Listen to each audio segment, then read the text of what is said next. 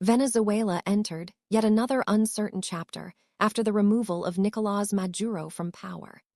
In the immediate aftermath, the country's Supreme Court issued a ruling placing the sitting vice president in the role of acting president, a move that raised immediate questions both inside and outside the country.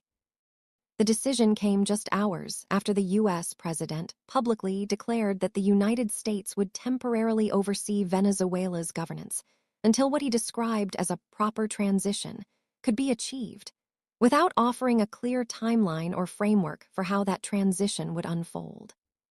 The announcement sent shockwaves through diplomatic circles and left many observers questioning what the next phase would look like for a nation already battered by years of political turmoil, economic collapse, and international isolation. The stated goal, according to U.S. officials, was stability, but critics quickly pointed out the contradictions embedded in the plan. The central challenge facing Venezuela now is the question of democratic transition, specifically, how one could realistically occur when many of the same figures who helped sustain the previous regime remain firmly in place. Removing one leader while leaving behind the core power structure raises doubts about whether meaningful change is even possible. Senior officials who once stood shoulder to shoulder with Maduro still occupy influential positions across the government, security forces, and state-run industries. Expecting them to suddenly champion democratic reform strikes many analysts as deeply unrealistic.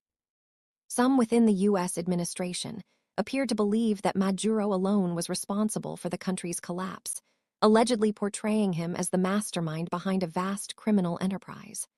Under this view, removing him would somehow cleanse the system.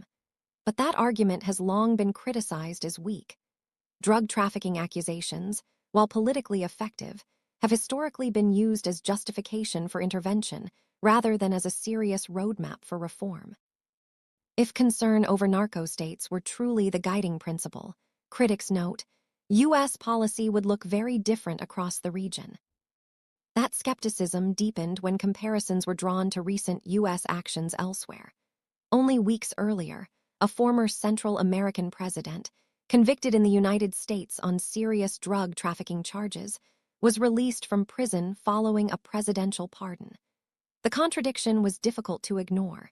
It reinforced the belief that Venezuela was never really about drugs at all.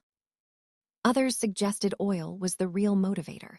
Venezuela holds some of the largest proven oil reserves in the world, and energy geopolitics have always played a role in foreign interest. Yet even that explanation falls apart under scrutiny. Before his removal, Maduro reportedly offered the United States preferential access to Venezuelan oil exports, potentially sidelining China. That proposal was rejected. Which raises the question, if oil wasn't enough and drugs weren't the real issue, what exactly is being sought now? Meanwhile, the U.S. president publicly dismissed Venezuela's most prominent opposition figure, arguing that she lacked the respect or legitimacy to govern. This statement stood in stark contrast to widely reported results from the previous presidential election, which many international observers and independent tallies concluded had been won decisively by the opposition candidate.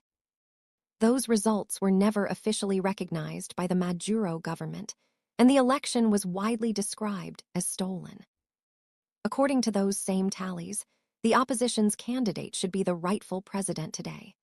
Instead, the U.S. chose to back a former insider of the old regime as interim leader, effectively sidelining the opposition movement that had spent years mobilizing public support and enduring repression. For many Venezuelans and international observers, it felt like a stunning reversal, one that undercut the very democratic principles Washington claimed to support. By publicly criticizing the opposition leader and endorsing a transitional government dominated by former regime figures, the United States appeared to abandon the democratic forces it had previously championed. To critics, this amounted to throwing the opposition aside in favor of short-term stability. But even if the opposition were suddenly elevated to power, a far larger obstacle remains: the military. In Venezuela, real authority does not rest solely in the presidential palace. It resides within the armed forces, which have become deeply embedded in the country's most profitable sectors, both legal and illegal. From oil and mining to smuggling networks, the military's economic interests are vast. Any opposition government would have to offer the military a deal at least as attractive as what it currently enjoys. Without access to oil revenues and other lucrative streams, there is little incentive for the armed forces to support a new leadership. Forcing them to accept an opposition government without those guarantees would likely require something far more extreme, such as a full-scale foreign military occupation. That possibility was not explicitly ruled out. The U.S. president declined to say whether additional American troops could be deployed in Venezuela, leaving the door open to further escalation. Still, many believe such a move would be politically toxic and strategically risky, making it unlikely in the near term. Ultimately, the decision to back a transitional government rooted in the old power structure appears to have been a calculated one. But it is a calculation that prioritizes control and predictability over democratic transformation. While it may offer temporary order, it does little to address the deeper issues that have plagued Venezuela for decades. For now, the country remains caught between past and future, its former ruler gone, but the system he led still firmly intact. And with no clear timeline, no unified opposition strategy, and no meaningful shift in the balance of power, a true democratic transition seems more distant than ever.